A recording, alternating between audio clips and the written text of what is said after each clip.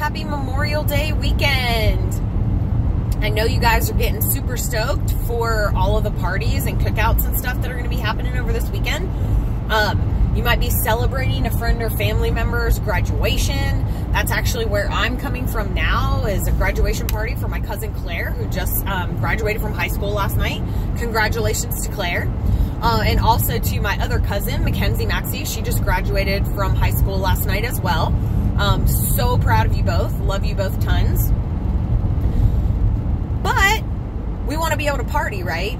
We want to be able to have fun with our friends and our family, especially over these types of holiday weekends. Lots of barbecues happening. It's going to be the summertime. So let's talk about alcohol and how alcohol fits into those situations, right? Because everybody loves to have a good time. Everybody loves to have a drink or two every now and then. We want to make sure that you can do it in a healthy way and kind of be cognizant of how that fits into your life and the things that you can do to still have fun and drink in social situations and still be healthy overall, right?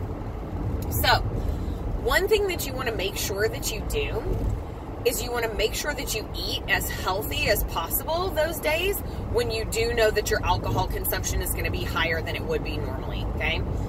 So, you want to be making sure that your vegetable game is on point that day, making sure that you're getting plenty of good, lean meat choices as well, so that it's going to help you kind of mitigate the slightly less healthy nature of your alcohol choices, okay? So let's kind of talk about that, right? Because every different alcohol is different, right? Not all kinds are created the same. So you've got regular beers. Those generally tend to be about 150 to 175 calories a beer for regular beer. Our light beer is probably a little bit less, closer to 100 calories for a beer. Our wine is a little bit different than that, right? It's going to be about 100 to 120, depending on the size of the glass, calories per drink. And then our hard liquors are actually the least calorically dense. Things like whiskey and vodka and all that generally tend to only be like 95 to 105 calories per drink. So you want to be thinking about your alcohol choices, or like what you're going to choose to drink, if you are kind of watching your calories to watch your overall health, okay? Personally, I would err on the side of doing a harder liquor, mixed with either like a fruit or some limes, like in the case of vodka, okay? Always better to drink, like stuff like vodka or tequila straight, versus putting a whole bunch of mixers with them. Putting a whole bunch of mixers with them is just going to drastically up your sugar content of that item, as well as upping the calories overall, and probably adding a bunch of chemicals and stuff as well, right? So even those like quote-unquote skinny margaritas are still actually really horrible for you.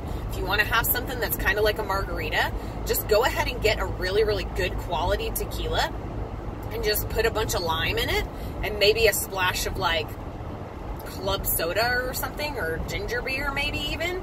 And that's going to make it a lot healthier of a drink for you overall than doing a traditional margarita that's like covered in sugar and all kinds of other stuff. Or like wines and all of that kind of thing as well.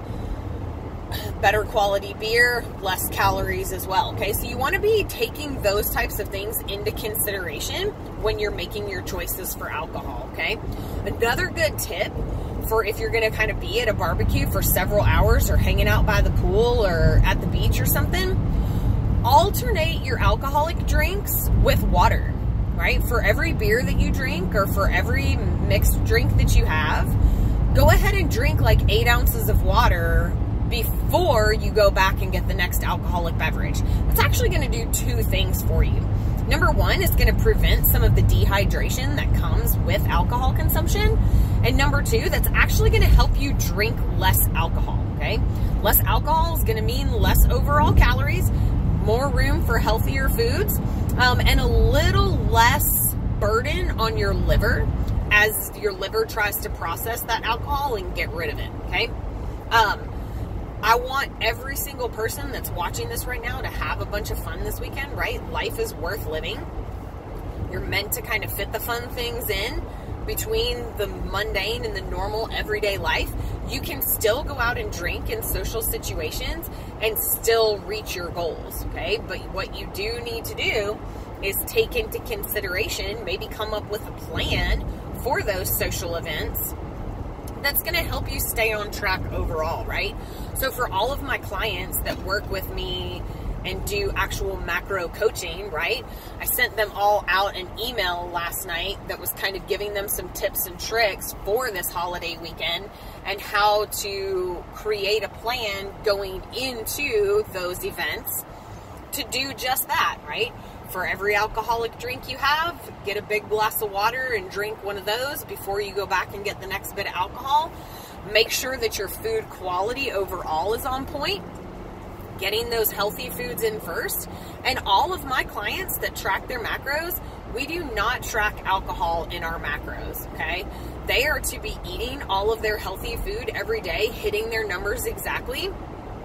And then we put alcohol on top of that, okay?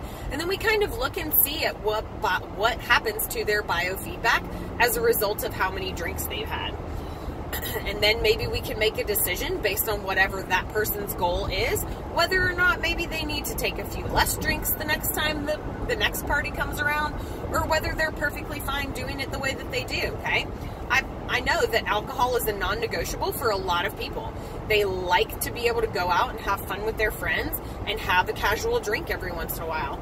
You can do that and still reach your goals, right? The only time I wouldn't recommend that is if you have a very, very, very super specific aesthetic goal and you have a timeline in which to get there, okay?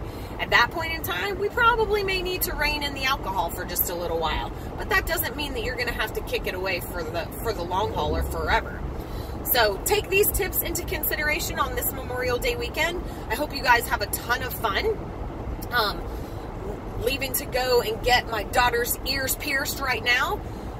So we're going to be having some fun this weekend as well. Hope to see you guys soon.